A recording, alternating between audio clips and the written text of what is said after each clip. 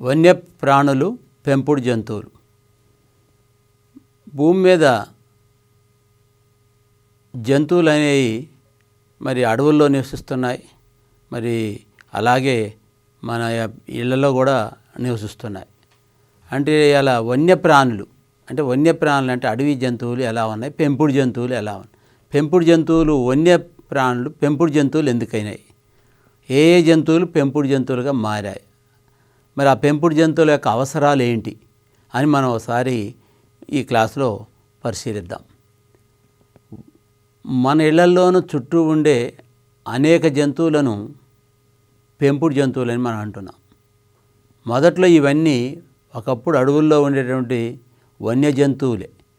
ఆదిమానవుడు వీటి వలన తనకు గల ఉపయోగాలను గుర్తించి వాటిని మచ్చిక చేసుకోవటం మొదలుపెట్టారు. అంటే ఇక్కడ మన ఇళ్లల్లో ఇప్పుడు ప్రస్తుతం మన ఇళ్లల్లో మన వ్యవసాయం పనుల్లో మనకు అనుకూలంగా మనకు ఉపయోగపడే రీతిలో కొన్ని జంతువుల్ని మచ్చిక చేసుకొని మనం వాటిని పెంచటం, వాటిని ఇంటి దగ్గర ఉంచటం, వాటికి ఆహారాన్ని అందించటం, మరి ఇలాంటి పనులన్నీ మనం ఉపయోగించుకున్నాం. అయితే ఆదిమ మానవుడు ఎప్పుడు ఇవన్నీ కూడా ఒకప్పుడు వన్యప్రాణులే, కానీ మనకి ఏవైతే ఉపయోగపడతాయో అవి వాటిని వల్ల ఉపయోగాలను గుర్తించి ఆదిమ మానవుడు వాటిని మరి మచ్చిక చేసుకొని తన జీవిత అవసరాలని తీర్చుకున్నాడు. ఈ జంతువుల వల్ల మానవునికి పాలు, గుడ్లు, మాంసం, దుస్తులు మొదలైనవి లభిస్తున్నాయి. అంటే ఎలా లభిస్తున్నాయి? మేక ఉంది, ఆవు ఉంది, గొర్రె ఉంది, కోడి, బాతు మొదలుగున్న ఇలాంటి ఈ పెంపుడు జంతువుల వల్ల మనకి పాలు లభిస్తున్నాయి, గుడ్లు లభిస్తున్నాయి, మాంసం లభిస్తుంది, మరి కొన్ని వాటి వల్ల దుస్తులు కూడా లభిస్తున్నాయి. మరి గొర్రెల నుంచి గొంగళ్ళు ఇలాంటివి తయారు చేస్తున్నారు. అంటే ఈ విధంగా మచ్చిక చేసుకోవటం వల్ల మనకు కొన్ని ఉపయోగాలు ఉన్నాయి అనేది ఇక్కడ గమనించాలి. అంటే ఇక్కడ ఆవు నుంచి వచ్చే ఎద్దులతోటి వ్యవసాయం చేయటం, కోళ్ళ నుంచి కోడి గుడ్లు, కోడి మాంసం, బాతు ఇవన్నీ మనకి మచ్చిక చేసుకోవటం వల్ల మనం వీటిని పెంచి దానివల్ల లాభాన్ని పొందుతున్నారు. కొన్ని జంతువులు మానవునికి వ్యవసాయం, సరుకుల రవాణా, వినోదం, రక్షణ మొదలగు విషయాల్లో కూడా తోడ్పడుతున్నాయి. అంటే రక్షణ అంటే ఏంటి? మన కుక్కలను అలాంటివి పెంచుకుంటాం, అవి చాలా మనకి రక్షణగా ఉంటాయి, మనకి విశ్వాసంగా ఉంటాయి, మనకి ఏదైనా ఆపదున్నా కూడా మనకి రక్షణగా ఉంటాయి. అండ్ ఇలాంటి మరి సరుకుల రవాణాల్లో ఉపయోగపడే ఉంటాయి, కొన్ని వ్యవసాయంలో ఉపయోగపడే ఉంటాయి. మరి ఈ విధంగా ఆదిమ మానవుడు ఏదైతే జంతువుల వల్ల ఉపయోగాలు ఉన్నాయో వాటిని వ్యవసాయపరంగా, సరుకుల రవాణాలో, వినోదంలో, మరి రక్షణ పరంగా దీన్ని ఉపయోగించుకోవటం అలవాటు చేసుకున్నాడు. మానవుడు వీటిని సంరక్షించుకుంటున్నాడు. ఆహారం ఇవ్వటం, వర్ణాత్మక ప్రభజనం, పెంచటం, తర్ఫీదు, వాటికి ట్రైనింగ్ ఇవ్వటం, ఆరోగ్య రక్షణ ఒక వృత్తిగా చేసుకున్నాడు.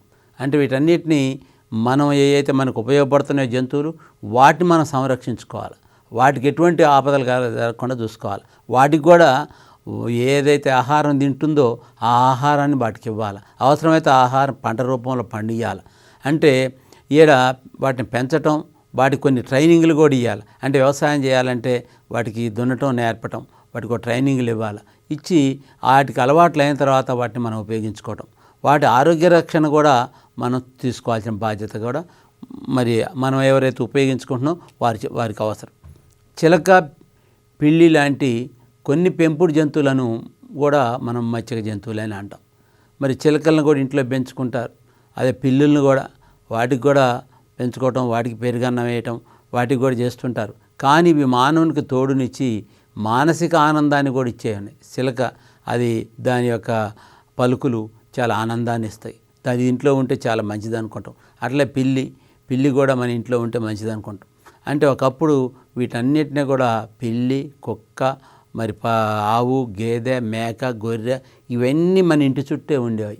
కానీ ఇప్పుడు రాను కొన్ని పెంచేటటువంటి పెంపుడు జంతువులని కొంచెం తగ్గిపోయాయి, వాటి అవసరాలు తగ్గిపోయాయి. ఇప్పుడు బాగా మనం ఒక్కొక్కళ్ళ ఇంటికి ఒక 20-30 అట్ట పశువులు ఉండే ఒకప్పుడు. ఇప్పుడు పశువుల సంఖ్య తగ్గిపోయింది. వాటితోటి వ్యవసాయం చేసుకునేవాళ్ళం, పాలు కూడా తీసుకునేవాళ్ళం. అయితే ఇప్పుడు గేదెలు ఎక్కువగా పాలిస్తున్నాయని చెప్పి గేదెలను ఎక్కువగా పెంచుతున్నాం. అలాగే వాటి ఎద్దులతోటి మనం వ్యవసాయం చేసుకుంటే ఇప్పుడు ట్రాక్టర్లు రావటం వల్ల వాటి అవసరాన్ని కూడా తగ్గిపోయి వాటిని పెంచటం తగ్గించేశాం. అలాగే జంతువులను మచ్చిక చేసుకోవడం అనేక శతాబ్దాలు ఇప్పుడు ప్రారంభమైంది కాదు, ఆదిమ మానవుడి నుంచి ఈ జంతువుల యొక్క మచ్చిక చేసుకునే పద్ధతి ఆదిమ మానవుడి నుండి. అదే క్రూర మృగాలు మరి కొన్ని రకాలైనటువంటి జంతువులను మాత్రం తనకు అవసరం లేని జంతువులను మాత్రం మచ్చిక చేసుకోలేదు, తనకు ప్రమాదం ఉందని తెలిసినటువంటి జంతువులను కూడా మచ్చిక చేసుకోలేదు. కానీ ఏదైతే అవసరం ఉపయోగం ఉన్నాయో వాటిని ఇప్పటి నుంచి కాదు మచ్చిక చేసుకోవటం, శతాబ్దాల కింద నుంచి ప్రారంభమైంది. సంచార జీవనం, ఒకప్పుడు మానవుడు ఒక ప్లేస్లో నివసించేవాడు కాదు, ఒక ప్లేస్ నుంచి ఇంకో ప్లేస్కి సంచార జీవనం, స్థిర నివాసాలు అనేవి లేకపోయి ఎక్కడో నదుల ఒడ్డున చెట్ల తొర్రల్లో ఎక్కడో ఒక చాటు ప్రదేశాల్లో రక్షణ ఉండే ప్రదేశాల్లో ఉండేవాడు. అలాంటి చోట ఈ సంచార జీవనం కొనసాగించే క్రమంలో ఈ జంతువులను కూడా తన వెంటనే తీసుకొని పోయేవాడు. అంటే ఆ తర్వాత స్థిర నివాసాల కోసం ఏర్పాటు చేసుకొని వ్యవసాయం చేయటం ఆరంభించారు.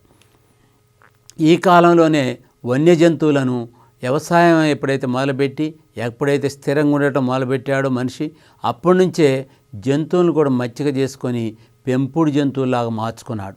ఇవి మరి ఎక్కడికి పోవు, తన వెంటనే ఉంటాయి. తను ఇప్పుడు మనం పశువులు పొలానికి పంపిస్తే అవి కొంత మేత మేసి సాయంత్రానికి ఇంటికి ఎవరైతే మేపుతున్నారో, ఎవరైతే దాన్ని కట్టేసి ఇంట్లో మచ్చిక చేసుకొని దాని అవసరాలు తీర్చుకుంటున్నారో, ఎవరైతే దానికి మేత దానికి ఆహారం వేస్తూ దాని ఆలనా పాలన చూస్తున్నారో వాళ్ళింటికి అవి వస్తాయి సాయంత్రానికి. అవి పొలానికి ఎటు పోయినా ఎక్కడ మేసి వచ్చినా సాయంత్రానికి ఇల్లు చేరుకునే టయానికి ఎవరింటికి పోవాల్సి వస్తే ఆ ఇంటికే పోతాయి, ఏ యజమాని ఇంటికి పోవాల్సి వస్తే ఆ యజమాని ఇంటికే దారి తీస్తూ ఆ ఇంట్లోకి వెళ్తాయి. అంటే ఇదే మచ్చిక అంటే. అలాగే కుక్కలు కూడా మనం ఒక 2-3 రోజులు మచ్చిక చేసుకొని ఆహారం కానీ దానికి సరిపడా వేస్తే అది రోజు మన ఇంట్లోనే ఉంటుంది. అంటే అక్కడ అది మనకు విశ్వాసంగా కూడా ఉంటుంది. అలాగే ఇక్కడ మచ్చిక చేసుకొని పెంపుడు జంతువులుగా మార్చిన తర్వాత దీనివల్ల కొన్ని వేటాటానికి పట్టే కాలం శ్రమ కూడా తగ్గింది. అంటే ఈ జంతువులు ఉండటం వల్ల కూడా మనకి రక్షణ ఉంది, మళ్ళీ శ్రమ కూడా కొంత తగ్గింది. కోళ్ళు, బాతులు, గుడ్లు, మాంసం కోసం మేకలు, గొర్రెలు, మరి ఇవి ఉన్ని, మాంసం, పాల కోసం అసలు ఇన్ని రకాలు, అంటే కోళ్ళు అయితే బాతులు అయితే ఇవన్నీ, మరి గుడ్లు, వీటన్నిటి కోసం కొన్ని, మేకలు, గొర్రెలు ఉన్ని కోసం, మరి అదేగా మేకలు, గొర్రెలు మాంసం కోసం కూడా, కొన్ని పాల కోసం కూడా ఉపయోగించేవాళ్ళు అన్నమాట. తర్వాత కాలంలో అనేక వన్య జంతువులు మచ్చిక చేయబడ్డప్పటికీ అవన్నీ పెంపుడు జంతువులు కాలేదు. కొన్ని మరి అన్నిటినీ కూడా కొన్ని ప్రమాదకరమైనటువంటి జంతువులు కూడా ఉన్నాయి, కానీ అవి కూడా కొంతమంది మచ్చిక చేసుకుంటారు. కానీ కొంతమంది కొన్ని జంతువులు మాత్రమే మచ్చిక చేయబడ్డాయి, కానీ అవన్నీ కూడా పెంపుడు జంతువులు కాలేదు. కాకపోతే అవి వాటితో ఏదో ఆట ఆడుకోవటానికి వాటికే పనికి. అంటే మనకి మచ్చిక చేయటంలో అనేక కారణాలను గుర్తింపులోకి తీసుకురావాలి. అంటే అవి అవసరాలను బట్టే మచ్చిక చేసుకుంటాం, కొన్ని వినోదం కోసం మచ్చిక చేసుకుంటాం. అలాగే ఇక్కడ మచ్చిక చేసుకోవటంలో అన్ని పెంపుడు జంతువులు కాలేవు అనేది మనం గుర్తుంచుకోవాలి. అవి మానవ నివాసాల వద్ద తగు సంఖ్యలో దొరకాలి, వాటిని సులభంగా మచ్చిక చేసుకోవాలి, వాటి వల్ల ప్రమాదం ఉండకూడదు. అలాగే అవి మానవునికి నిత్య జీవితంలో ఉపయోగపడాలి. మరి మచ్చిక ఎందుకు చేసుకోవాలా? కొన్ని కారణాలు, కొన్ని విషయాల మీద ఆధారపడింది మచ్చిక చేసుకోవటం. అంటే అవి మానవునికి నిత్య జీవితంలో ఉపయోగపడాలి. వాటి పెరుగుదల, సంతానోత్పత్తి, వాటిని పోషించడానికి అయ్యే ఖర్చు కూడా అతనికి గిట్టుబాటు కావాలి. ఇప్పుడు ఒక ఏనుగుని మచ్చిక చేసుకోవాలంటే దానికి ఎంతో ఆహారం కావాలి. మరి అంత ఆహారం కావాలంటే దాంతో అంత పని చేయించుకునే అవకాశం మనకి లేదు. కాబట్టి దాన్ని మనం మచ్చిక చేసుకున్నామంటే దానికి అంత ఆహారం గిట్టుబాటు అయ్యేటట్టుగా, మరి దానికి ఆహారం ఇవ్వగలిగేటట్టు ఉంటేనే వాటిని మనం మచ్చిక చేసుకోవాలి. దానికి సరైనటువంటి మరి అవి సంతానోత్పత్తి చేస్తాయి. ఆ వచ్చేటటువంటి వాటికి కూడా సంతానోత్పత్తికి కూడా మనం వాటికి ఖర్చుని గిట్టుబాటు అయ్యేటట్టుగా మనం వాటిని మచ్చిక చేసుకోవాలి. శతాబ్దాల నుంచి మానవుడు పెంపుడు జంతువుల లక్షణాలను మెరుగుపరచుకోవడానికి ప్రయత్నిస్తూనే ఉన్నాడు. దీనివల్ల జంతువులు అనేక మార్పులు వచ్చాయి. అంటే ఇక్కడ ఎన్నో ఏళ్ల నుంచి ఆ జంతువుల లక్షణాలని మెరుగుపరచడానికి కొన్ని ప్రయత్నాలు చేస్తున్నాం. అంటే ఏం మార్పులు వచ్చినాయి అనేది మనం గమనిద్దాం. వన్యజీవులుగా నివసించే వీటి పూర్వీకులతో పోలికలు క్షీణించడం కానీ, పూర్తిగా అదృశ్యం అవడం కానీ కూడా జరిగి కొన్ని మార్పులు జరగటం అంటే ఇవే మనకి. అలాగే పెంపకం వల్ల ఈ జంతువుల పరిమాణం, ఆకారం, రంగు, బరువు, ప్రవర్తన, ఆహారపు అలవాట్లు, పెరిగే రేటు, ప్రత్యుత్పత్తిలో కూడా మార్పులు వచ్చాయి. అంటే ఇక్కడ ఈ పెంపకం వల్ల కొన్ని మార్పులు వచ్చాయి. అదే అడవిలో పెరుగుతున్న వాటికి ఈ మార్పులు రాకపోవచ్చు. అంటే ఆహారపు అలవాట్లు కూడా అక్కడ తినే ఆహారానికి మనం ఇక్కడ వేసే వాటికి తేడా ఉంటుంది. ప్రత్యుత్పత్తి విషయాల్లో కూడా తేడా రావచ్చు. ఉదాహరణకి అడవి కోడి సుమారు 0.6 నుండి 0.7 కేజీల బరువు ఉండి సంవత్సరానికి 12 నుంచి 20 గుడ్లు పెడుతుంది. అంటే పెంపుడు కోడి సుమారు 3 నుండి 5 కేజీల బరువు ఉండి సంవత్సరానికి 300 గుడ్లు కూడా పెడుతుంది. అంటే ఇక్కడ ఒక విషయం, అంటే ఇక్కడ పెంపుడు కోడి మనం పెట్టే ఆహారంలో కానీ మనం వాటిని ఒక్కడ జరిపే ప్రత్యుత్పత్తి వ్యవస్థలో కానీ వీటి మీద ఆధారపడి ఉంటుందనేది ఇక్కడ చెప్తాం. పట్టుపురుగుల లార్వాలు కూడా పట్టునిస్తాయి. పట్టుపురుగులు మానవునిపై ఎంతగా ఆధారపడ్డాయంటే అవి ఇంకా ఏమాత్రం వన్యప్రాణులుగా బ్రతకలేవు. అంటే ఆ విధంగా మనకి అవి మనం తయారయ్యేవి. అంటే మానవునిపై ఎంతో ఆధారపడి ఉన్నాయి. బయట బ్రతకడానికి కూడా చాలా కష్టం. అంటే వీటి లార్వాలు పట్టునిస్తాయి కాబట్టి మనకు ఉపయోగం ఉంది. అవి కూడా మనతోటే ఆధారపడి ఉన్నాయి. పశువులు, ఎద్దులు, గేదెలు, పశువులు కిందికి వస్తాయి. ఇవన్నీ వీటిని లైఫ్ స్టాక్ అంటారు. అంటే ఇక్కడ ఆవులు, ఎద్దులు, గేదెలు, పశువులు ఇదంతా పశుజాతి కిందకి వస్తుందన్నమాట. 6000 సంవత్సరాల క్రితం పశువులను మచ్చిక చేయటం మొదలైంది. అంటే ఈనాటిది కాదు, 6000 సంవత్సరాలు. అంటే ఆది మానవుడి దగ్గర నుంచి మనకి పశువులు, గుర్రాలు, గాడిదలు ఇలాంటి వాటిని ఉపయోగించుకుంటున్నారు. ఎక్కువగా పశువులు ఎక్కువ మచ్చిక చేసుకోవడం జరిగింది. అంటే వేదకాలం నాటికి పశువులు మన దేశంలో మచ్చిక చేయబడ్డాయని చరిత్ర చెబుతుంది. అలాగే వన్యప్రాణులుగా ఉన్న ఆవులు, ఎద్దుల నుండి ప్రస్తుత కాలంలో ఉన్న రకరకాల పశువులు ఉద్భవించాయి. అంటే ఒకప్పుడు వన్యప్రాణులు అవి. వాటి నుంచి మరి అలా రకరకాల ఆవులు, ఎద్దులు ఉత్పత్తి చేయడం జరిగింది. ఆహారం కోసం పశువుల్ని మనం మచ్చిక అంటే మనకి ఆహారం కోసం కూడా వీటిని మచ్చిక చేసుకునే రోజులు ఉన్నాయి. తర్వాత వ్యవసాయ పనుల కోసం మచ్చిక చేసుకున్నాం. తర్వాత సరుకుల రవాణా కోసం మచ్చిక చేసుకున్నాం. తోలు వస్తువుల కోసం కూడా మచ్చిక చేసుకున్నాం. అంటే వీటి తోలు మనకు ఉపయోగపడుతుంది, దానికోసం కూడా మనం మచ్చిక చేసుకున్నటువంటి సందర్భాలు ఉన్నాయి.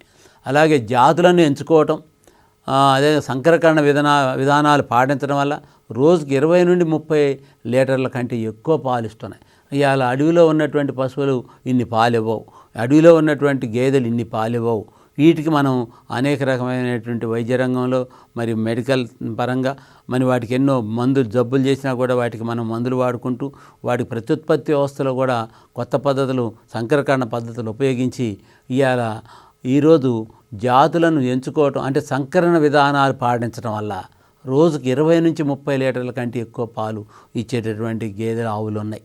అంటే ఇవన్నీ కూడా మనిషి, అంటే మానవుని యొక్క మచ్చిక చేసుకోవటం వల్ల, మానవుడి యొక్క తెలివితేటలతోటి ఈ సంకరణ పద్ధతులు ఉపయోగించడం వల్ల కూడా ఇలా జరుగుతుంది. పాల ఉత్పత్తి మాత్రమే కాకుండా పాలలోని కొవ్వు పదార్థాల పరిమాణాన్ని కూడా పెంచడానికి ప్రయత్నాలు జరుగుతున్నాయి. కేవలం ఒక మనం మచ్చిక చేసుకున్న ఒక ఆవు కానీ గేదె కానీ దాని పాలల్లో ఉన్న కొవ్వు శాతాన్ని కూడా మరి ఆ అడవిలో ఉన్నటువంటి వాటికన్నా కూడా ఇక్కడ కొవ్వు శాతాన్ని పెంచడానికి కూడా తోడ్పడుతుంది. ఆహారోత్పత్తికి మానవుడు జరిపిన కృషికి ఆధునిక డైరీ ఆవు అన్నారు.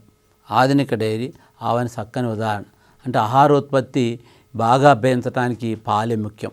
మరి మానవుడు జరిపిన కృషే మరి ఈరోజు ఎక్కడ పట్టినా మనకి పాలు ఉత్పత్తి బాగా జరుగుతుంది. పాల వల్ల అనేకమైనటువంటి పదార్థాలు, పెరుగు తింటున్నాం, అలాగే మజ్జిగ తాగుతున్నాం, పాలు, కాఫీ, టీలు తాగటానికి వెన్న, మరి జున్ను, మరి ఎన్నో రకాలైనటువంటి స్వీట్స్ తయారీలో అన్నిట్లో కూడా ఇవాళ పాలను ఉపయోగించి పాలలో ఉన్నటువంటి పదార్థాలు మనకి చాలా ఉపయోగకరంగా ఉంది.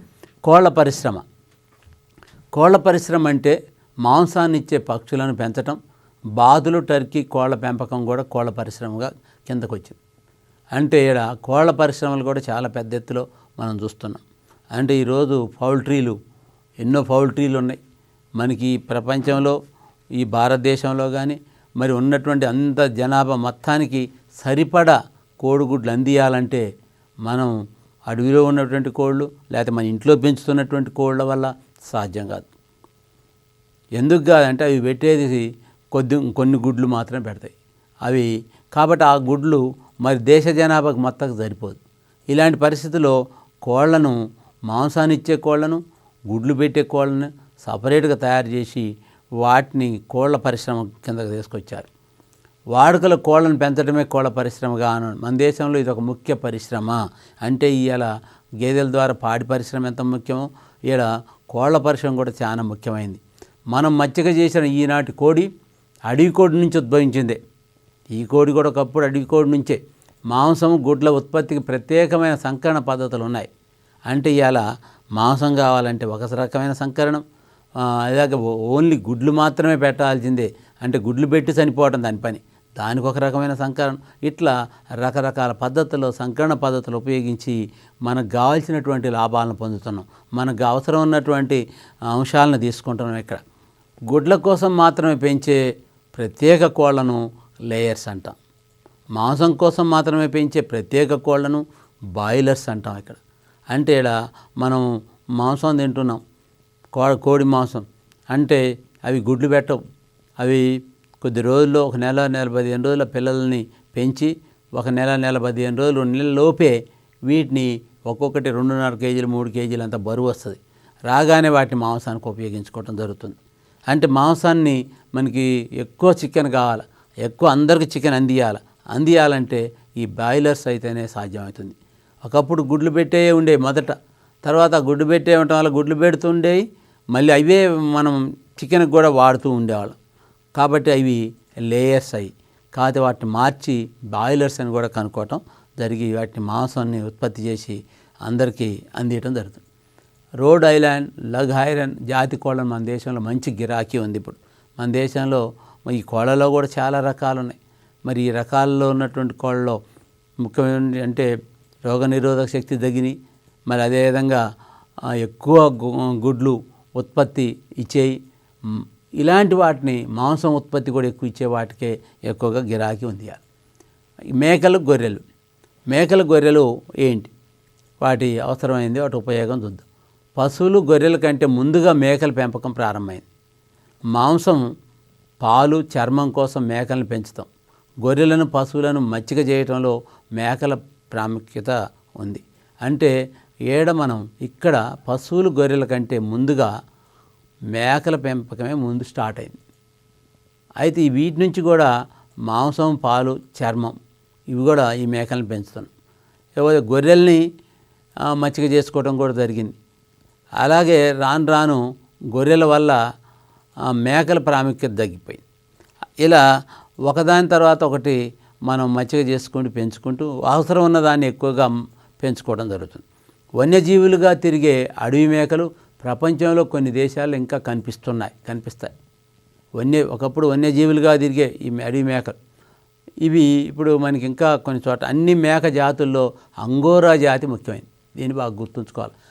అంగోరా జాతి ఏ జంతువు సంబంధించింది, గొర్రె, మేక, ఆవు, గేదె లేకపోతే ఇంకా వేరే ఏదైనా ఇచ్చినప్పుడు మనం దాన్ని మరి జాగ్రత్తగా చూసి ఆన్సర్ చేయాలి. అంటే అంగోరా జాతి కిందకు వచ్చేటటువంటి జంతువుల్లో మేక అంటే మేక ఏ జాతికి సంబంధించింది, అంగోరా జాతికి సంబంధించింది అని దీని ఎగ్జామ్లో మనం గుర్తుంచుకోవాలి. గొర్రెలను కొలంబస్ అమెరికాలోకి ప్రవేశపెట్టాడు. దీన్ని 18వ శతాబ్ద ప్రాంతంలో గొర్రెలను న్యూజిలాండ్, ఆస్ట్రేలియా దేశాల్లో కూడా ప్రవేశపెట్టబడ్డాయి. అంటే ఒక్కొక్క దేశంలో ఒక్కొక్కసారి ఈ గొర్రెల ఉపయోగాన్ని గుర్తించి గొర్రెల అవసరాన్ని ఎట్ట తీర్చుకోవాలనే విషయాన్ని సమాజం ముందుకు తీసుకురావటం అంటే అడవిలో నుంచి సమాజం ముందుకు అంటే ఆ దేశాల్లో ఎప్పుడు ముందుకు తీసుకొచ్చుకున్నారంటే 18వ శతాబ్దంలో గొర్రెలు న్యూజిలాండ్, ఆస్ట్రేలియా దేశాల్లో ప్రవేశపెట్టబడి. గొర్రెలు ముఖ్యంగా దేని కోసం ఉపయోగిస్తాం, ఉన్ని, మాంసం, చర్మం కోసం. ఎందుకు ఈ గొర్రెలు ఒకళ్ళ ఉపయోగం, ఈరోజు మనం గ్రామీణ ప్రాంతాలు వెళ్ళినట్టయితే చాలా చోట్ల గొర్రెలు కనపడతాయి. ఈ గొర్రెల్ని ఇటీవల ప్రభుత్వం కూడా మరి గొర్రెలు కూడా ఇవ్వటం జరిగింది, సబ్సిడీ మీద ఉచితంగా కూడా కొన్ని చోట్ల ఇవ్వటం జరిగింది. అంటే ఎందుకంటే వాళ్ళ యొక్క వృత్తిలో ఉన్నటువంటి వారికి వాటి వృత్తిని ఆధారం చేసుకుని బతుకుతున్న వారికి ఈ గొర్రెలను అందించి వారి జీవనాన్ని సక్కంగా జరిగేటట్టుగా ప్రభుత్వం చూస్తుంది. అంటే గొర్రెలు ముఖ్యంగా ఏంటికి ఉపయోగిస్తున్నాం, ఎక్కువగా ఉన్ని, మాంసం, చర్మం వీటి కోసం మనం ఉపయోగిస్తున్నాం. ఇక పొట్టిగా మెత్తగా పట్టుల వంపులు తిరిగి ఉండే రోమాలను ద్వితీయ రోమాలు లేక ఉన్ని లేక ప్లీస్ అంటారు. అంటే ఈ గొర్రెల యొక్క కొన్ని కురం గొర్రెలు అంటారు, వాటి యొక్క గొర్రెల యొక్క వెంట్రుకలు అవి ఉన్నిలాగా తీసి ప్లీస్ అంటారు, దాన్ని తీసి వాటితోటి రగ్గులు, గొంగళ్ళు చేయటం జరుగుతుంది. ఏడాదికి 1 లేక 2 సార్లు గొర్రెల ఉన్నిని కత్తిరిస్తాం. దుస్తుల తయారీలో వీటిని ఉపయోగిస్తాం. ఉన్ని దుస్తులకు ఉష్ణాన్ని బయటకు పోకుండా ఆపగలిగే శక్తి ఉంది. అంటే ఇక్కడ అందుకోసమే ఉన్ని దుస్తుల్ని ఎక్కువగా వాడతాం చలికాలాలు. ఎందుకంటే ఉష్ణాన్ని బయటకు పోకుండా ఆపగలిగే శక్తి ఉంది. అంటే బయట చలిని అంటే లోపల ఉన్నటువంటి ఉష్ణాన్ని బయటికి పోకుండా బయట చలిని లోపలికి రానికుండా ఆపుతుంది. కాబట్టి మనకి వెచ్చగా ఉంటుంది అలాంటి దుస్తులు ధరించినప్పుడు, ఉన్ని దుస్తులు. మేలు రకం ఉనికి మెరినో కోరిడేల్, అంటే మెరినో అంటే స్పెయిన్ దేశంలో, కోరిడేల్ అంటే న్యూజిలాండ్ దేశం జాతి గొర్రెలు ప్రసిద్ధి అన్నమాట. మధ్య ఆసియాకు కారాకుల్ జాతి గొర్రె శ్రేష్టమైన తోలుకు ప్రసిద్ధి. అంటే ఇక్కడ కొన్ని దేశాల్లో కొన్ని జాతుల యొక్క ప్రసిద్ధి ఉంటుంది. పందుల పెంపకానికి ఇతర జంతువులతో పోలిస్తే అయ్యే ఖర్చు చాలా తక్కువ. పంది మాంసాన్ని ఫోర్క్ అంటారు. మన దేశంలో పందులు చెత్త చెదారాన్ని తింటూ అపరిశుభ్ర వాతావరణంలో పెరుగుతాయి. మరి మనం ఏమనుకుంటున్నాం, పందులు కూడా చాలా విపరీతంగా పెంచుతున్నారు ఇవాళ. వీటి పెంపకం కూడా వీటి మీద ఆధారపడి జీవించే వాళ్ళు కూడా ఉన్నారు. ఇతర జంతువులతో పోలిస్తే ఖర్చు చాలా తక్కువ. దీని ప్రత్యేకమైన ఆహారం పెట్టేది తక్కువే ఉంటుంది. మరి దీన్ని కాపలా గాయటం కూడా తక్కువే ఉంటుంది. కాబట్టి వీటిని ఈజీగా పెంచగలుగుతున్నారు. పందుల మాంసాన్ని ఫోర్క్ అంటారు. మన దేశంలో పందులు చెత్త చెదరాన్ని తింటూ అపరిశుభ్ర వాతావరణంలోనే పెరుగుతున్నాయి. అంటే ఎక్కడ పడితే అక్కడ పెరుగుతున్నాయి. ఈ పందుల వల్ల అట్ట పెరగటం వల్ల మున్సిపాలిటీ లెవెల్లో, గ్రామ పంచాయతీ లెవెల్లో చెత్త చెదారాలు పెరగటం జరుగుతుంది. కొన్ని ఫామ్స్ కూడా వచ్చాయి, పంది ఫామ్స్ కూడా. అంటే ఆ ఫామ్స్లో పెంచి వాటి మాంసాన్ని కూడా ఎక్స్పోర్ట్ చేయటం, ఇక్కడ తినేవాళ్ళు కూడా తినేవాళ్ళు. అంటే ఇక్కడ మన దేశంలో పందులు మాత్రం ఎక్కువ భాగం నాటుగా ఓళ్ళల్లో పెరిగాయి. చెత్త చెదారాన్ని తింటూ అపరిశుభ్ర వాతావరణంలో మాత్రం పెరుగుతున్నాయి. కాబట్టి వాటి మాంసాన్ని తినడానికి కూడా ఇంట్రెస్ట్ చూపరు అందరు. బెర్క్షైర్, యార్క్షైర్, ల్యాండ్ రేష్ జాతి పందులు మాంసానికి ప్రసిద్ధి. వీటి చర్మంతో తోలు, సామాన్లు, వస్తువులు తయారు చేస్తారు వాటి చర్మాన్ని ఉపయోగించి. అలాగే గుర్రం గురించి కూడా మనకు తెలుసు. గుర్రం ఒకప్పుడు ప్రయాణించాలంటే, ఇప్పుడు చూడండి, వ్యవసాయానికి పశువులు ఉపయోగించుకున్నాడు, పాలు దాటానికి గేదెలను ఉపయోగించుకున్నాడు, అలాగే మేకల్ని, గొర్రెల్ని, వస్తువులు, దుస్తులు వాటికి. మరి గుర్రం యొక్క ఉపయోగాలు కూడా ఉన్నాయి. గుర్రాన్ని ఒక ప్రాంతం నుంచి ఇంకో ప్రాంతంకి వెళ్ళాలంటే గుర్రం యొక్క ఉపయోగం బాగా ఉంది. గుర్రం స్పీడ్గా వెళ్తుంది, వేగంగా వెళ్తుంది, మనని మోసుకొని వెళ్తుంది. కాబట్టి అలాగే కాకుండా ఒకప్పుడు గుర్రం మాంసం కూడా తినేవాడు. సుమారు 4,000 సంవత్సరాల క్రితం గుర్రాన్ని మచ్చిక చేసుకున్నాడు మానవుడు. దీని మాంసాన్ని ఆహారంగా వాడుకున్నారు ఒకప్పుడు. ప్రపంచమంతటా వీటిని రవాణాకు కూడా ఉపయోగించారు. రవాణాకు బాగా ఉపయోగించారు. దాదాపు కొన్ని వందల సంవత్సరాల పాటు ఈ గుర్రం మీద ప్రయాణించేవాళ్ళు. గుర్రాలతోటి యుద్ధాలు చేసేవాళ్ళు రాజులు. ఎవరి గుర్రాలు, 100 గుర్రాలు, 1000 గుర్రాల మీద సైనికులు పోయి అటు వాళ్ళంతా కూడా గుర్రాల మీదనే యుద్ధం చేసేవాళ్ళు. మనం సినిమాల్లో కూడా చూస్తున్నాం. అంటే గుర్రాలు యొక్క అదే కాకుండా ఒక ప్రాంతం నుంచి ఇంకో ప్రాంతానికి వస్తువులు మోయటానికి ఇలాంటి వాటి అన్నిటికి కూడా గుర్రాలను మనం ఉపయోగించుకుంటూ దాన్ని పెంపుడు జంతువుగా కూడా మార్చుకున్నాం. పాశ్చాత్య దేశాల్లో గుర్రాలను వ్యవసాయ పనుల్లో కూడా ఉపయోగించేవారు. పాశ్చాత్య దేశాల్లో అంటే ఇతర దేశాల్లో మనం కాడ తక్కువ. మనం వ్యవసాయ పనుల్లో గుర్రాలను ఉపయోగించుకోవడం తక్కువ. అయితే ఇక్కడ గుర్రాలను మనం ఎక్కువ ప్రయాణానికి, కొంతమంది మాంసానికి ఉపయోగిస్తున్నారు. అలాగే పాశ్చాత్య దేశాలు వ్యవసాయం కూడా గుర్రాలతోటి, అంటే మనం పొలం దున్నినట్టు గుర్రాలతోటి దున్నేవాళ్ళంట. అంటే అది కొన్ని దేశాల్లో ఉపయోగిస్తున్నారు. మగగాడిదకు ఆడగుర్రానికి పుట్టిన సంకర సంతానాన్ని మ్యూల్ అంటారు. అంటే గుర్రము గాడిద కొంత ఒకే జాతిగా ఒకే రకంగా కనిపిస్తాయి. కాకపోతే వేగంలో కానీ దాని కొన్ని లక్షణాలు తేడాగా ఉంటాయి. అంటే దాని పొడవు ఆ విధంగా ఉండటం, ఆకారం మాత్రం గుర్రం గాడిద ఒక తీరుగా ఉంటుంది. కాకపోతే గుర్రం ఎత్తుగా ఉంటుంది, గాడిద పొట్టిగా ఉంటుంది. అయితే ఇక్కడ మగగాడిదకు ఆడగుర్రానికి పుట్టిన సంకర సంతానాన్ని మ్యూల్ అంటారు. మరి మ్యూల్స్ గాడిదల కంటే పెద్దదిగా ఉంటాయి, గుర్రం కంటే పొట్టిగా ఉంటాయి. గాడిద కంటే పెద్దగా ఉంటాయి. వీటి రెండింటి యొక్క లక్షణాలు కలిపి పునికి పుచ్చుకున్నటువంటిదే మ్యూల్ అన్నమాట. ఈ మ్యూల్స్ని మనం చాలా వాటికి వాడుతుంటాం. వాటి అవసరాలను కూడా వేరుగా ఉంటాయి. గుర్రం గాడిద యొక్క అవసరాల కన్నా దీని యొక్క అవసరాలు వేరుగా ఉంటాయి. ఇవి వన్యజీవులు. హిమాలయ పర్వతాల ప్రాంతాల్లో బరువులు మోయడానికి రక్షక దళం వారు మ్యూల్స్ని వాడతారు. అంటే ఇవి వన్యజీవులు, తిరిగి సంతానోత్పత్తి చేయలేవు. హిమాలయ పర్వత ప్రాంతాల్లోకి ఎక్కాలన్నా అటువంటి చోటకి బరువులు మోయటం కోసం వీటిని వాడుతుంటారు. మగ గుర్రానికి ఆడగాడిదకు పుట్టినటువంటి సంకర సంతానాన్ని హెన్నీ అంటారు. మగ గుర్రానికి ఆడగాడిదకు అంటే ఇంతకుముందు మగ గాడిదకు ఆడగుర్రానికి పుట్టినటువంటి దాన్ని మ్యూల్ అన్నారు. మగ గుర్రానికి ఆడగాడిదకు పుట్టినటువంటి సంకర సంతానాన్ని ఎన్ని అని చెప్పి ఇక్కడ మనం అంటున్నాం. అంటే ఇక్కడ మనం ఇలాంటి సంకరణాల ద్వారా కూడా వచ్చేటటువంటి జంతువుల వల్ల మనం వేరే రకమైనటువంటి ఉపయోగాలని, అంటే కొంచెం ఎక్కువ బరువు మోయటానికి, కొంచెం వేగంగా ఎక్కువగా వెళ్ళటానికి కోసం ఆ విధమైనటువంటి సంకరీకరణాలు జరగటం వల్ల మరి మనుషులకి హిమాలయ ప్రాంతాల్లో ప్రయాణించే వాళ్ళకి, ఒక ప్రదేశం నుంచి ఇంకో ప్రదేశం పోయే వాళ్ళకి కంచెర గాడిద లాంటివి ఉపయోగపడతాయి అనేది మనం గుర్తుంచుకోవాలి. జంతువుల ఆర్థిక ప్రాధాన్యత. మానవునికి ఆర్థికంగా ఉపయోగపడే పెంపుడు జంతువులు కానీ జంతువుల గురించి కానీ ఇప్పుడు కొన్ని తెలుసుకుందాం. ఆర్థికంగా మనకు ఉపయోగపడేటటువంటిది ఏంటి? ప్రోటోజోవా సమూహాలైన పారామెసియా, పోరిఫెరా, రేడియోలేరియా సముద్రాల్లో నివసించే అతి సూక్ష్మమైన దృఢమైన కవచం కలిగినటువంటి జీవులు ఫోరామినిఫెరా, రేడియోలేరియాలు అంటే సముద్రాల్లో నివసించే అతి సూక్ష్మమైన దృఢమైన కవచం కలిగినటువంటి జీవులు ఉన్నాయి. అయితే ఇక్కడ ఈ కవచం లేక అస్థిపంజరం కాల్షియం కార్బోనేట్తో కానీ సిలికాన్తో కానీ ఏర్పడుతుంది. ఈ జీవులు చనిపోగానే అస్థిపంజరాలు సముద్రం నీటి అడుగున చేరి ఓషన్ ఊజ్గా ఏర్పడతాయి. ఓషన్ ఈజ్గా అంటే ఈ అస్థిపంజరాలు కొన్ని కర్పరాల్లాగా ఎక్కువగా మందంగా కూడా ఉండే అవకాశం ఉంది. అలాగే ఆ తర్వాత ఈ ఊజులు గట్టిపడి శిలాల్లా ఏర్పడతాయి. వీటితో అనేక కట్టడాలు కూడా నిర్మించారు. ఇవి గట్టిగా ఉన్నాయి కాబట్టి వీటితోటి మనం ఇటుకల మాదిరిగా వాటిని ఉపయోగించుకొని నిర్మాణం కూడా చేయటం జరిగింది.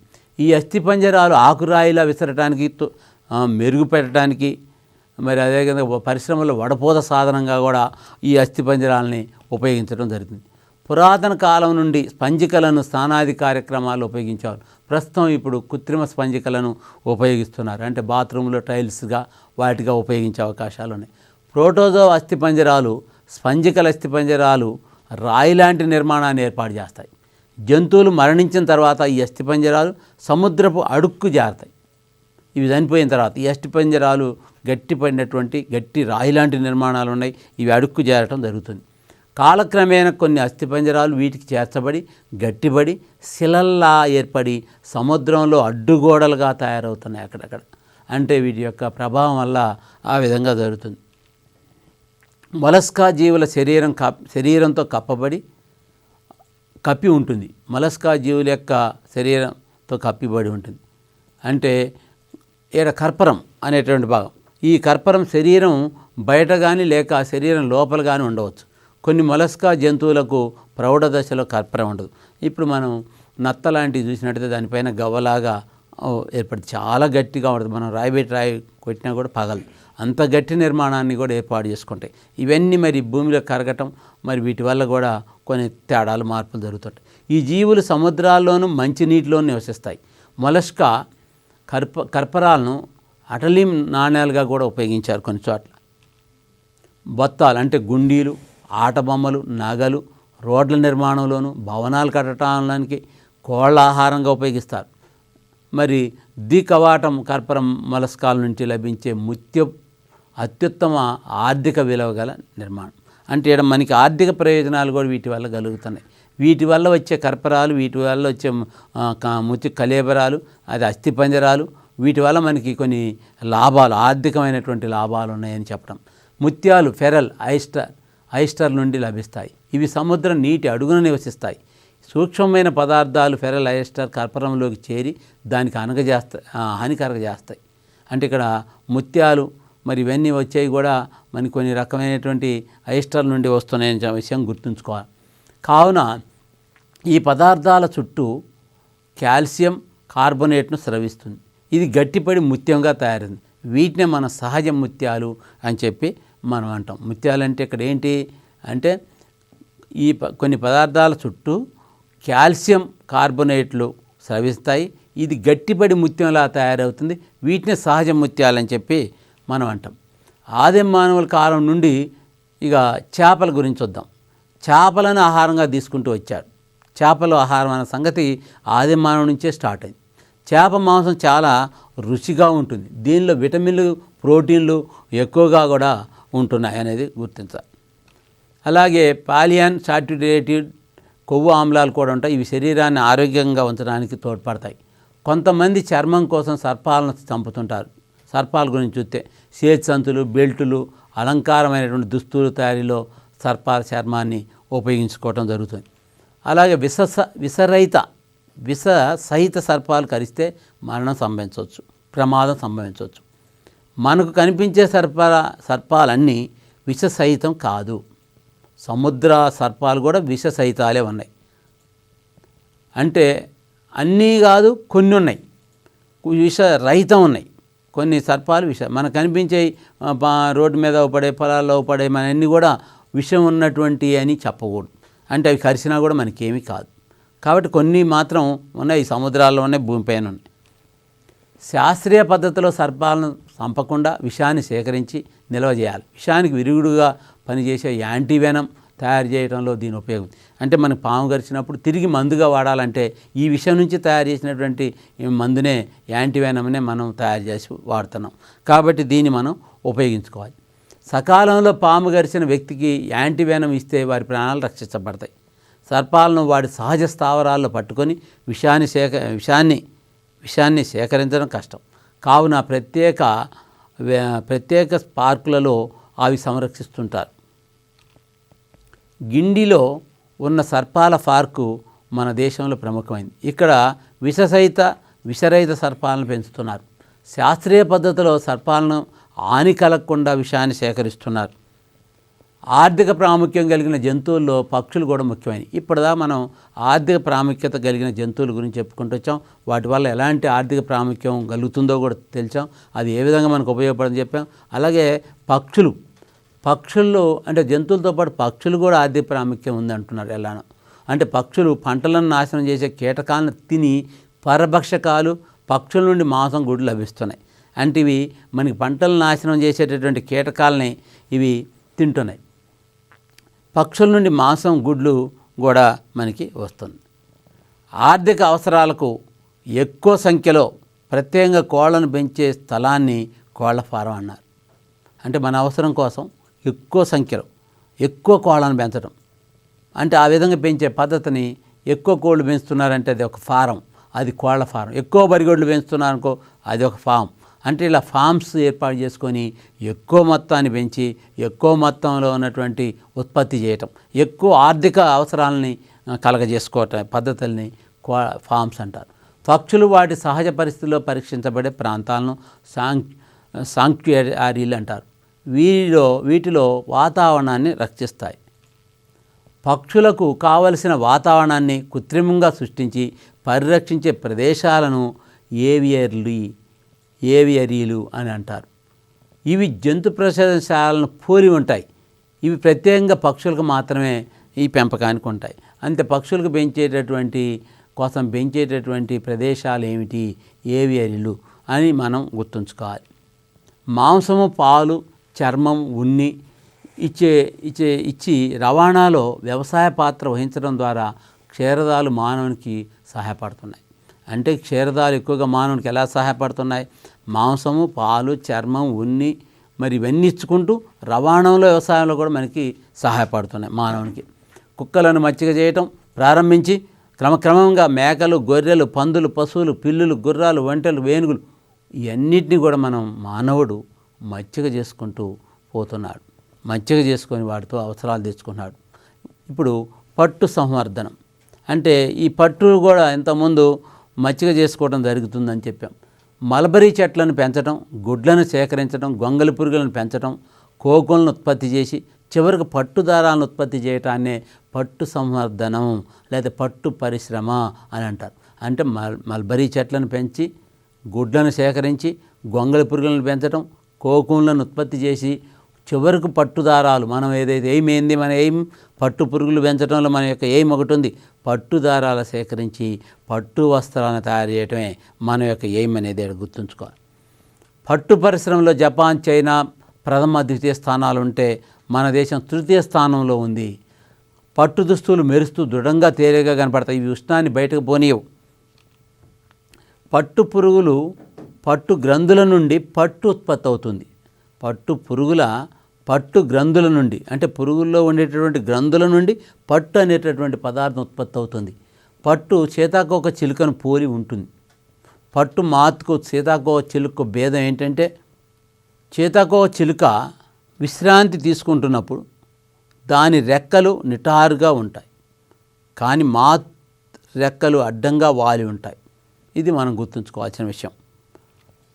లాలాజల గ్రంథులు సిల్క్ గ్రంథులుగా మార్పు చెందుతుంటాయి. ఎక్కువగా మచ్చిక చేయటం వల్ల ఇవి ప్రకృతిలో వన్యంగా ఆగుపించవు, ఆహారం తీసుకోవు, ఎగరవు, గుడ్లు పెట్టి చనిపోతాయి. ఎగరవు, గుడ్లు పెట్టి చనిపోతాయి. అంటే ఇక్కడ చూడండి, ఎక్కువగా మచ్చిక చేయబడటం వల్ల ఇవి ప్రకృతిలో మరి ప్రకృతిలాగా అనిపించవు, ప్రకృతిలో ఉన్నట్టు అనిపించవు, ఆహారం తీసుకోవు, ఎగరవు, గుడ్లు పెట్టి చనిపోతాయి. వీటి పని. పట్టులో 4 రకాలు ఉన్నాయి. మల్బరీ పట్టు, టస్సార్, ఈరి, మోంగా పట్టు, ఇట్లా 4 రకాల పట్టు ఉన్నాయి. మల్బరీ పట్టు నాణ్యమైనది, మిగిలినవి అంత నాణ్యమైనది కాదు. మల్బరీయే నాణ్యమైనదని చెప్తున్నారు. పట్టులో 4 రకాలు అని చెప్పి మల్బరీ, టస్సార్, ఈరి, మొంగ. మల్బరీ పట్టు అనేది చాలా నాణ్యమైంది. ఇలా మనం మల్బరీ పట్టు గురించి, మల్బరీ పట్టు తయారు చేసే కీటకం శాస్త్రీయ నామం బోంబెక్స్ మోరీ అనే పట్టు మాత్ అనే పట్టు పురుగు. అంటే మల్బరీ పట్టే నాణ్యమైందని చెప్పాము ఇక్కడ. మరి దీంట్లో ఈ మల్బరీ పట్టు తయారు చేసే కీటకం పేరు శాస్త్రీయ నామం ఒకటి ఉంది, బోంబెక్స్ మోరీ అనేటువంటి పట్టు పురుగు. అంటే పట్టు పురుగుతోటి ఇది పట్టుని తయారు చేస్తుంది. ప్రౌఢజీవి 300 నుంచి 500, అంటే ఈ పట్టు మాత్ ఈ ప్రౌఢజీవిగా ఉన్నప్పుడు 300 నుంచి 500 గుడ్లు పెట్టి వ్యవసాయదారులు వీటిని సేకరించి తక్కువ గాఢత గల సజల ఆమ్లంతో కొద్దిసేపు ఉంచి తర్వాత కాగితం మీద పరిచి ప్రత్యేక గదుల్లో ఉంచి కాన్వాస్ గుడ్డ పైన కప్పుతారు. అంటే 300 నుంచి 500 వరకు గుడ్లు పెడితే ఇవి తక్కువ గాఢత ఉన్నటువంటి ఆమ్లం కలిగినటువంటి కొద్దిసేపు ఉంచి ఆమ్లంలో ఇది కాగితం మీద పరిచి గుడ్లని కప్పుతారు, కాన్వాస్ గుడ్డని కప్పుతారు. గుడ్లు గొంగళి పురుగు మాదిరిగా ఉండి మల్బరీ ఆకులను తిని 1 నెల రోజుల్లో ఎక్కువగా తిని పెరిగి దాని చుట్టూ కవచం ఏర్పరచుకుంటుంది. అంటే ఈ పట్టు పురుగులు గొంగళి పురుగు మాదిరిగా ఉండి మల్బరీ ఆకులు తింటూ పోతాయి. తిని 1 నెల రోజుల్లో దీని చుట్టూ ఒక కవచాన్ని ఏర్పరచుకుంటుంది. పెరుగుదల ఆగిపోయి కవచంలో రంధ్రం చేసుకొని కవచాన్ని వదిలి కొత్త కవచాన్ని ఏర్పాటు చేసుకుంటుంది. దీన్నే నిర్మోచనం అంటారు. పెరుగుదల పూర్తయ్యే వరకు 4 సార్లు నిర్మోచనం జరుగుతుంది. తర్వాత గొంగళి పురుగు ఆహారాన్ని మానివేస్తుంది. శరీరం చుట్టూ ఒక కోశాన్ని అల్లుకుంటుంది. దీన్ని కోకునని, ఈ దశను ప్యూపా దశ అని కూడా అంటారు. దీన్ని పట్టు గ్రంథులు నిర్మిస్తాయి. అంటే పట్టులో ఫైబ్రోయిన్ అనేటువంటి ప్రోటీన్ కూడా ఉంటుంది. ఏం ప్రోటీన్ ఉంటుంది దీనికి ఎగ్జామ్లో మనకు అడగొచ్చు, కాంపిటేటివ్ టెస్ట్లో ఏం ప్రోటీన్ ఉంటుంది అంటే ఫైబ్రోయిన్ అనేటువంటి ప్రోటీన్ ఉంటుందని చెప్పవచ్చు. కోకో పూర్తి అయిన తర్వాత 48 గంటల సేపు కొంగలి పురుగులు మార్పులు చెంది మాతుగా మారుతుంది. దీన్నే రూపవిక్రియ అని చెప్పి మనం అంటున్నాం. పూర్తిగా ఏర్పడినటువంటి మాత్ కొకోన్ను ఛేదించుకొని బయటకు వచ్చేస్తుంది. ఈ మాత్ వారం రోజులు జీవించి సంపర్కం చెంది గుడ్లను ఉత్పత్తి చేసి చనిపోతుంది. ఇక్కడ విషయాన్ని మనం గమనించాలి. ఈ మాతులు వారం రోజులు జీవించి సంపర్కం చెంది గుడ్లను ఉత్పత్తి చేసి చనిపోతుంది. కోకూన్ నుండి పట్టు తయారు చేస్తున్నాం. వీటిని ఎండబెట్టి అమ్ముతారు, లేక రీలింగ్ యూనిట్లు పంపిస్తారు. గొంగళి పురుగును చంపకపోతే మాతులు ఏర్పడి పట్టుదారాలను తెంపుకొని బయటకు వస్తుంది. అవి దారాలు పనికి రాకుండా పోతాయి. కాబట్టి గొంగళి పురుగు దశ ఉన్నప్పుడే ఈ యొక్క దారాన్ని తీయాలి.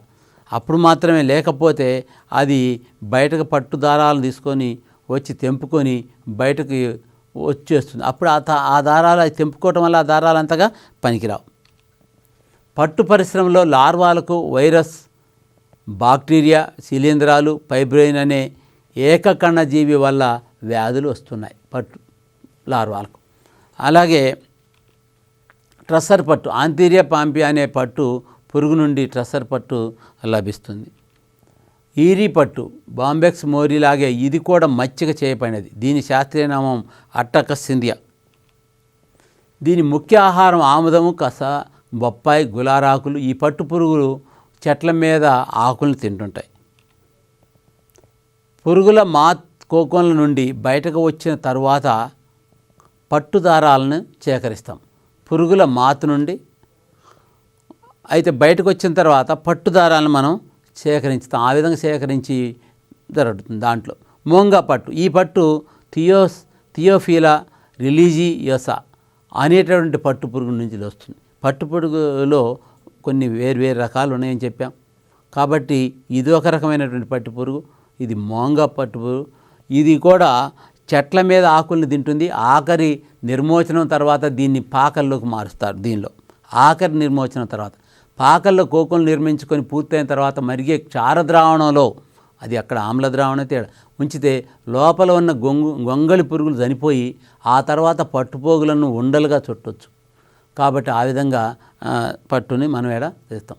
తేనెటీగలు. తేనెను ఆహార పరిశ్రమలోను ఆయుర్వేద ఔషధాలను చక్కెరకు బదులుగా తేనెను వాడుతున్నాం. అంటే తేనె అంటే తీయగా ఉంటుంది. తేనె తెట్టెలు తేనెటీగల వల్ల తేనె తెట్టెను పెట్టి దాంట్లో తేనెను భద్రపరుస్తుంది. ఆ తేనెని మనం తీసుకోవటం జరుగుతుంది. అంటే ఇవాళ తేనె పరిశ్రమ ఒక పెద్ద పరిశ్రమ. ఆహార పరిశ్రమల్లోని ఆయుర్వేద ఔషధాలలో చక్కెరకు బదులు తేనెను బాగా విపరీతంగా వాడుతున్నారు. తేనెటీగలు మైనాన్ని అలంకరణ సామాగ్రి, జోళ్ళ పాలిష్, కుట్టు, కొవ్వు బట్టలు, తోలు పరిశ్రమల్లోనూ తేనెటీగల విషాన్ని కీళ్ళ వాత వ్యాధికి చికిత్సకు కూడా వాడతాం అన్నమాట. అంటే ఇన్ని రకాలుగా ఈ తేనెటీగల యొక్క అవసరం ఉపయోగం. తేనెటీగలు ఏపిస్ జాతికి చెందిన సాంఘిక కీటకాలు. తేనెటీగలు ఏ జాతికి చెందినవి అంటే ఏపిస్ జాతికి చెందినటువంటి సాంఘిక కీటకాలని చెప్పాలి. ఇవి తేనె పట్టులో గుంపులుగా జీవిస్తాయి. ప్రతి సమూహంలో ఒక రాణిగా ఒక మగయిగా, అంటే కొన్ని మగ ఈగలు, అంటే ప్రతి సమూహంలో ఒక రాణిగా కొన్ని మగ ఈగలు, అనేక కూలి ఈగలు ఉంటాయి ఒక సమూహంలో. మనం వాటి యొక్క జీవన విధానాన్ని పరిశీలించితే ప్రతి సమూహంలో ఒక రాణిగా కొన్ని మగ ఈగలు, అనేక వేల కూలి ఈగలు ఇక్కడ కనిపిస్తుంది. ఈ మగ ఈగలు సుమారు 200 నుంచి 300 వరకు, కూలి ఈగలు 20,000 నుంచి 60,000 వరకు ఉంటాయి. మనకు ఒక్కసారి తేనె తట్టిన కదిలిస్తే వచ్చే ఈగలన్నీ కూడా కూలి ఈగలు. అవి మరి 20,000 నుంచి 60,000 వరకు ఉంటాయని చెప్పడం జరుగుతుంది. మన దేశంలో రాక్ తేనెటీగ, ఇండియన్ తేనెటీగ, అలాగే ఇండియన్ తేనెటీగ కారకాలు. తేనెటీగలు పెంచడం ఒక కుటీర పరిశ్రమగా వ్యవసాయదారులు ఇలా చేపడుతున్నారు. అంటే తేనెను పెంచటం, తేనెని ఇతర ఎన్నో వాటిలో ఉపయోగించటం బాగా ఎక్కువైపోయింది ఇవాళ సమాజంలో. మరి తేనె వల్ల ఆరోగ్యం కూడా మంచిగా ఉంటుందని రోజు ఒక చెంచా 2 చెంచాలు తేనె తినాలని మన డాక్టర్లు కూడా చెప్తున్నారు. కాబట్టి తేనెటీగల యొక్క పరిశ్రమ వ్యవసాయదారులు ఎక్కువగా చేపడుతున్నారు. వ్యవసాయదారులు చేపట్టి దీన్ని ఎక్కువ ఉత్పత్తి చేసి దీన్ని ఎక్స్పోర్ట్ చేసి దీనివల్ల ఆర్థిక లాభాలు, ఆర్థిక ప్రయోజనాలు పొందడం అనేది జరుగుతుంది.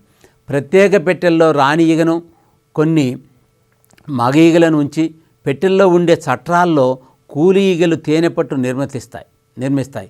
తేనెపట్టులోని గదులను నాశనం చేస్తుంది.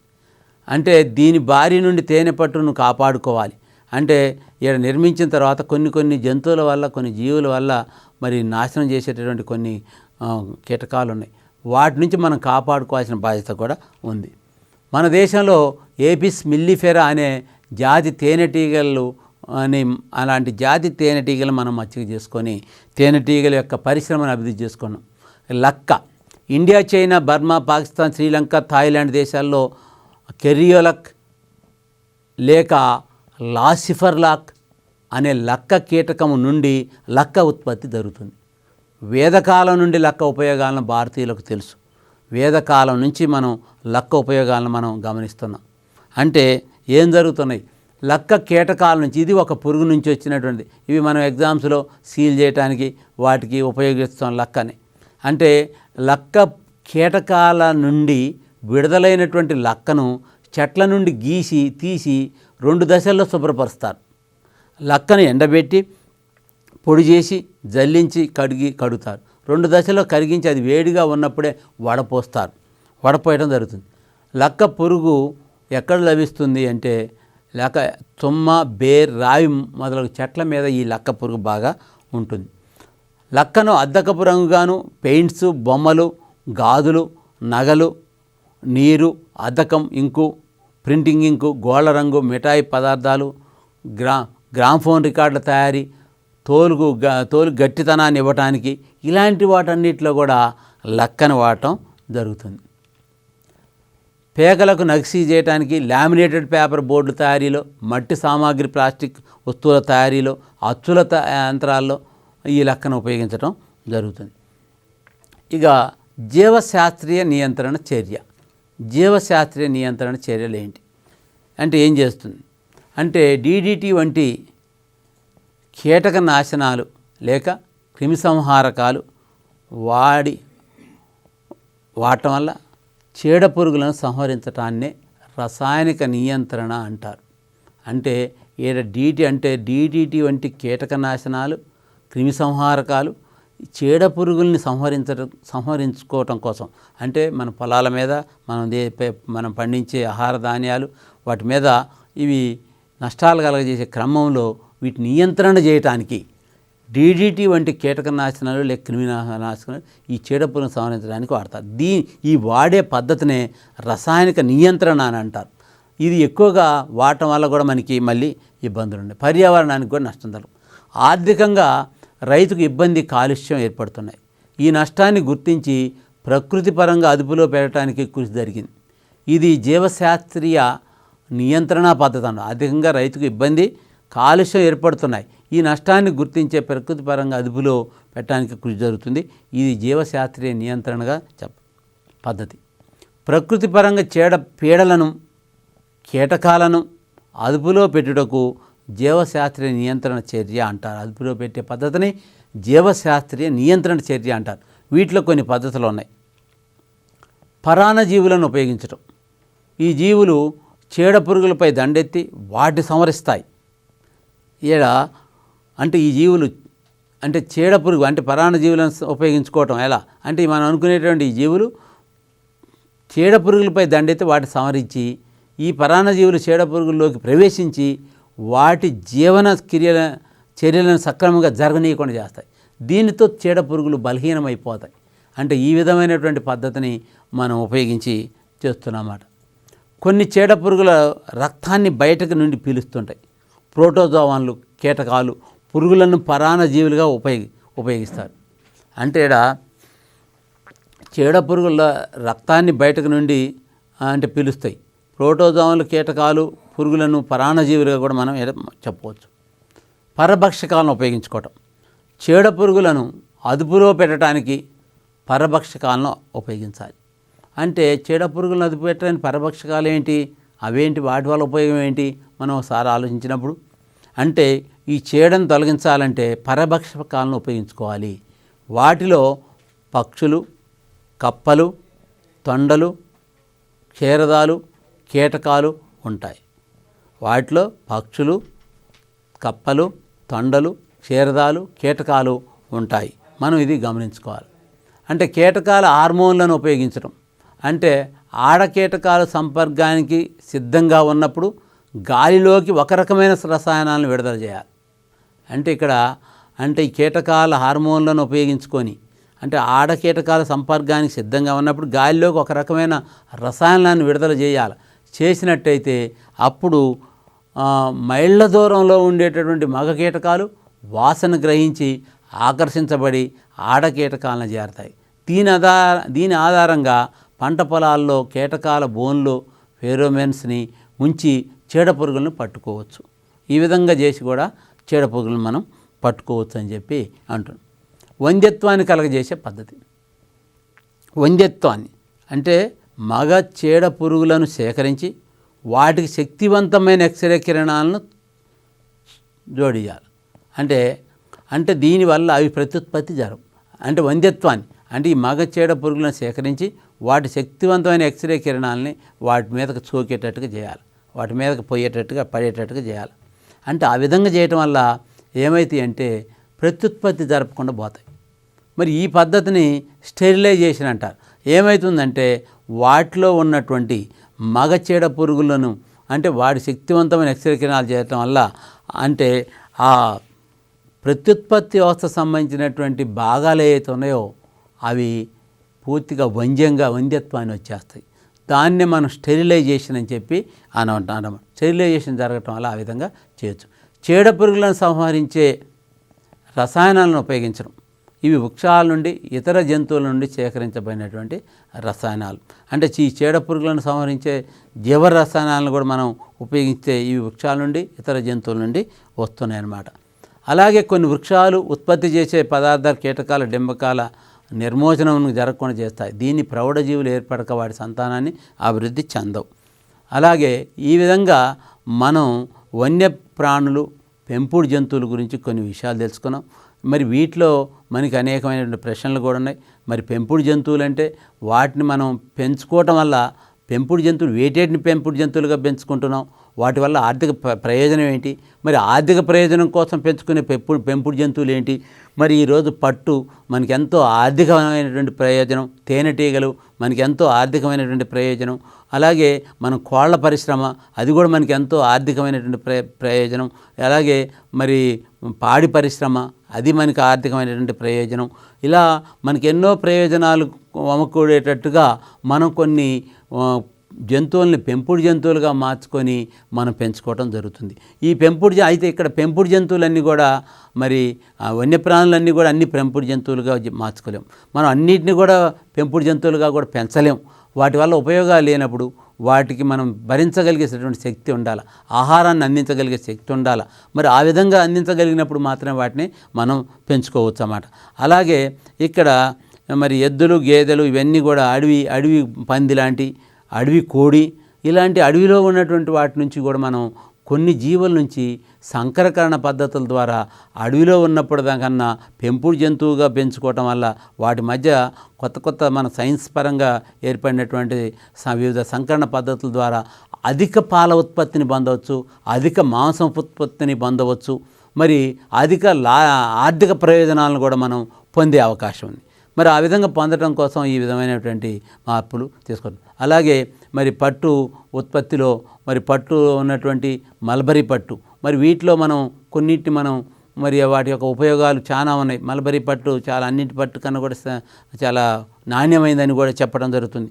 వాటికి పేర్లు, వాటికి రసాయనిక సంకేతాలు ఇవన్నీ కూడా మనకి ఎగ్జామ్లో అడిగే అవకాశం ఉంది. వీటి మీద మనం కొన్ని ప్రశ్నలు తయారు చేసుకొని ఆన్సర్లు కూడా తయారు చేసుకొని వాటిని మనం బాగా చూసినట్టయితే చిన్న బిట్లుగా, ముఖ్యంగా వీటిలో బిట్లు తయారు చేసుకోవాలా, శాస్త్రీయ నామాలను తయారు చేసుకోవాలి, వాటి వల్ల ఉత్పత్తి అయ్యేటువంటి ప్రయోజనాలు తీసుకోవాలి. ఆ విధంగా చేసుకొని మనం వీటిని కనుక బాగా చదివినట్టయితే, బాగా చేసినట్టయితే మనం వీటి మీద అనేక ప్రశ్నలకు ఆన్సర్లు చేసి మనం విజయం సాధించడానికి వచ్చని చెప్పి ఈ తరగతిని ఇంతటితో ముగిస్తూ నమస్కారం.